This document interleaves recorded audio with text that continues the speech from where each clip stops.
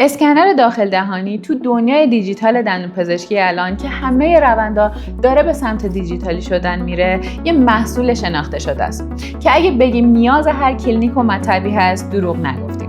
شرکت شاینینگ تیدی یکی از برندهای مطرح چینی در زمینه ساخت اسکنرهای سه بعدی هست که یکی از محصولات شاخص اون توی زمینه دندونپزشکی ایورال اسکن 3 هست که به صورت سیمدار و بی سیم عرضه شده. این شرکت با استفاده از نوآوری‌های خلاقانه کیفیت و دقت رو در فرایند دیجیتال دنتیستری تضمین میکنه. عمق اسکن این اسکنر 22 میلیمتره و سیستم ضد بخار برای جلوگیری از ایجاد مه گرفتگی داره.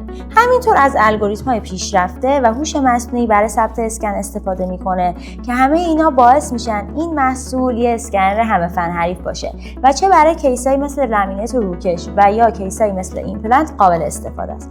علاوه بر این 5 تا سری در 2 اندازه رگولار و مینی داره که دغدغه شما را برای اسکن تمامی کیس از بین میبره.